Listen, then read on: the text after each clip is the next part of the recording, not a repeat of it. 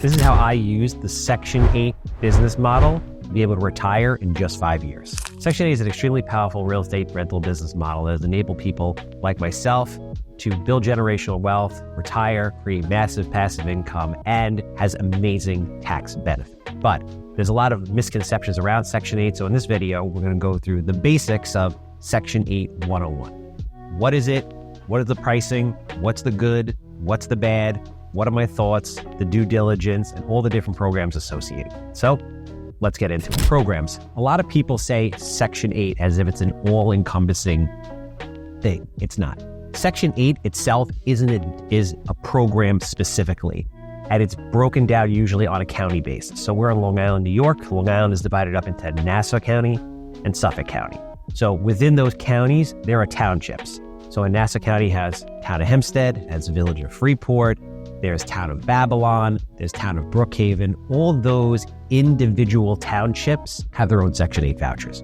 There's also other programs. For example, in our area, we have something called CDC, or Community Development Corp. Community Development Corp is a not-for-profit that receives money from the government, different parts of the government, and issues vouchers to different tenants. How does it all work? They're all different. So if you're going to get into doing government subsidized housing, you have to understand how each of the programs work and how it all comes together. So primarily, the rental pricing is set off of something called FMR, or Fair Market Rent. You go to HUD.gov and it covers FMR for the entire country.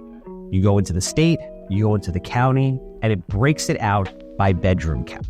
So 1 bedroom pays this, 2 bedrooms pays that, 3 bedrooms pays that, so on and so forth, typically up to 5 bedrooms. Now, that is the basis for how all the pricing starts. However, different programs, depending on how much money they have and depending on the supply and demand of available housing and of certain types of units in a specific area, might pay more. So for example, Section 8 pays strictly FMR.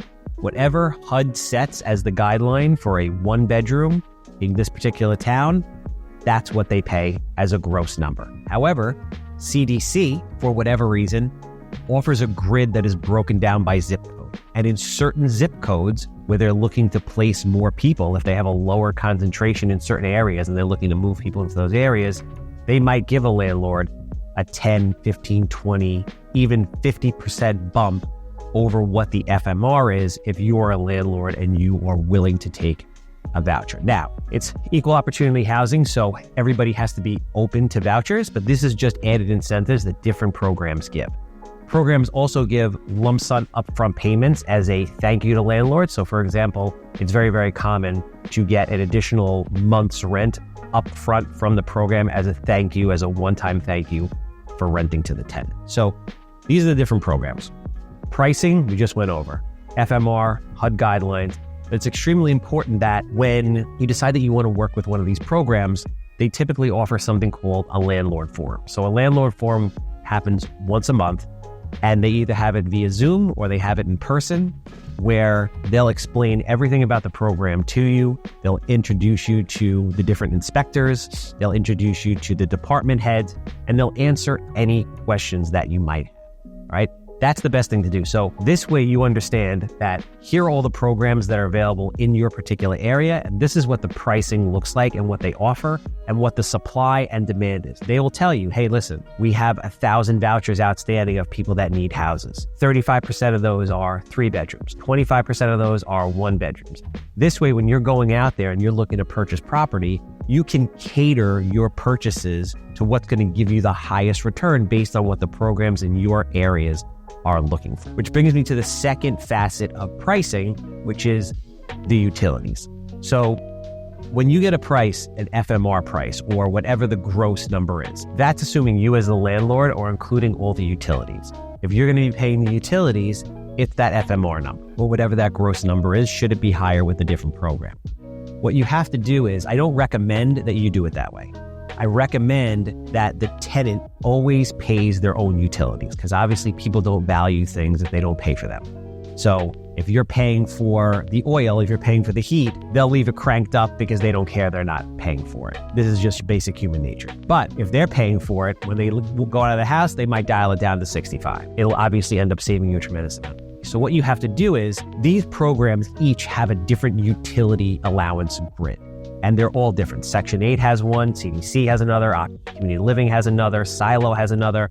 All of these different programs have a different utility grid. And the utility grid tells you how much money you're going to deduct for common electric, for heat, for hot water, for all of these things, dependent on, is it gas? Is it electric?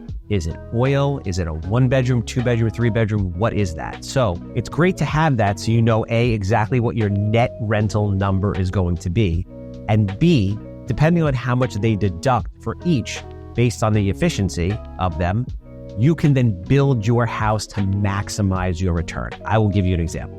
Gas heat on a 1-bedroom, you would deduct $57. Electric heat on a 1-bedroom, you would only deduct $12. So your net as a landlord is going to be much higher if you have electric heat, because electric heat is more efficient and costs less in this particular area.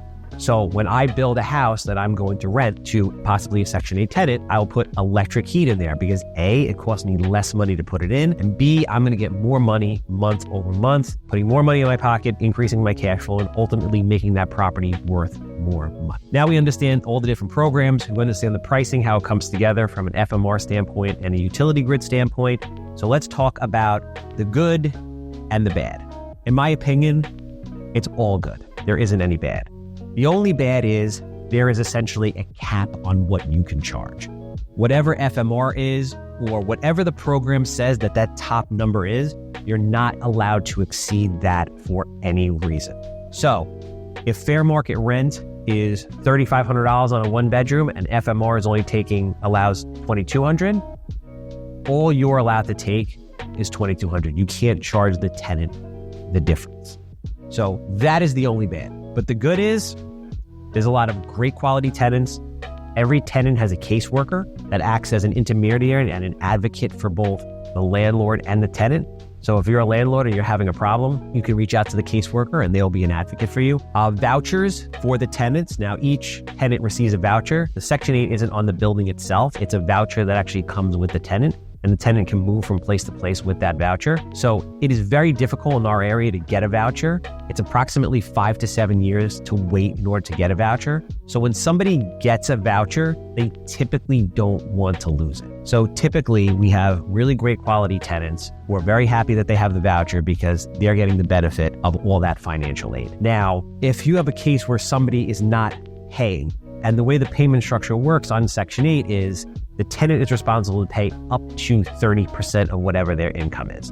So there are people that in our area pay as much as $1,000. There are people that literally pay nothing, depending on their employment and what other subsidies they are getting. So there's a case where there's a possibility that you might not get some of your rent month over month.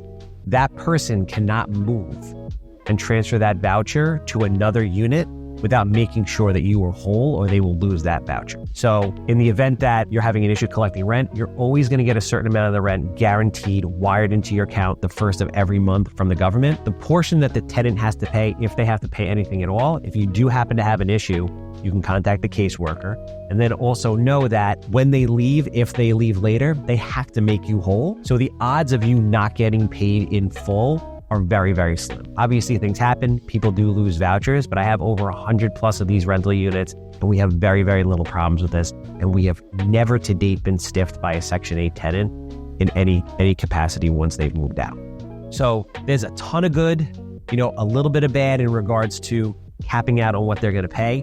My overall thoughts are, it is an amazing platform. It can really be great for exploding wealth, for cash flow. Obviously, you have the depreciation for the rental properties, which can offset income, which is an amazing benefit of real estate as a whole. My advice to everybody is to do your due diligence, meaning if you are thinking about accepting vouchers, I would go out there and I would speak to all the different programs. I would go to all the different landlord forums. I would understand every aspect of the utility grid, their pricing, how they work, the inspection process, all of those things.